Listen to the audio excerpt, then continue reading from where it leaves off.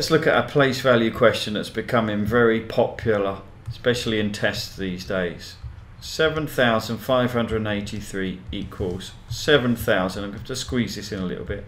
7,000 plus something plus 80 plus 3. So this question might look difficult, but actually it's pretty simple, and I'll show you how we're going to work it out. So I'm going to write it going vertically as well. 7,583. We've got a 3. We've got an 80.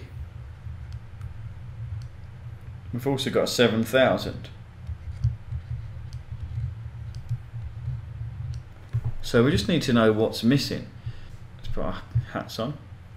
3 units, 8 tens, 500s and 7,000s. Well, what is missing? We've got our 3 units, we've got our 8 tens, we haven't got our 500s. So 500 is what's missing. The answer actually is 500, I think. I often write it on top of the box while I check. So 7,000 is there. Yep. 500 we think is there. 80 is there, and 3 is there. So 500 is what's missing. I've seen children in tests taking 4 or 5 minutes trying to work this out with some complicated method, when in reality you can actually just see this column is what's missing, because you can see the 7,000, you can see the 8 tens, and you can see the 3 units, and it's only the 500 that's missing. So the answer is 500. Okay, let's move on to the next one. We have a very large number. Well, not a very large number. We've got a relatively large number, shall we say, if we're looking at upper key stage 2. We have 4, we have 9, we have 2. I'm just going to write all the digits down. 8, 2, I believe 492, 282. I'm going to put the comma in there to separate the hundreds from the thousands. Of course, my first thing to do is just make sure I understand every place value, which is helped by putting in my hats and caps. What's that? Thousands, and then we've got my 10,000s, and we have finally my 100,000. So this 6-digit numbers has 100 goes up to 100,000. So I would know that myself. And then we will try to identify which digits are missing and what the values are.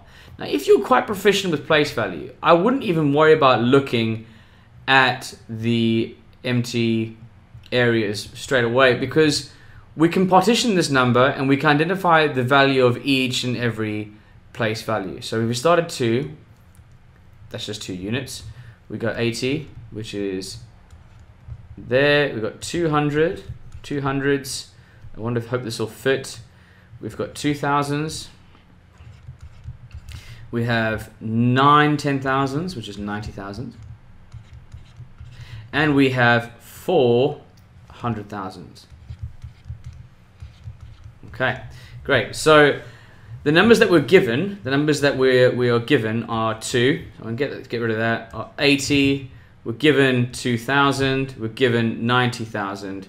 So the 2 that we're not given are 200 and 400,000. So, well, if I can put that in, it would be 400,000, and it would be 200. Mr. Sewell's absolutely correct. Let's check. So we've got 400,000, 90,000, 2,000, 200, 8 tens, and 2.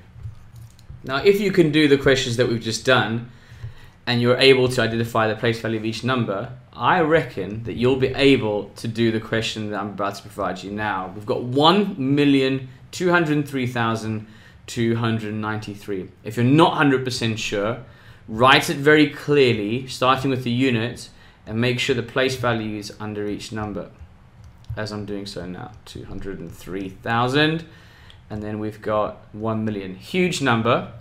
But what I'm going to do is I'm going to go down from the units up to the millions and separate the place values very, very clearly. So we're going to start with the units. We've got 3 units.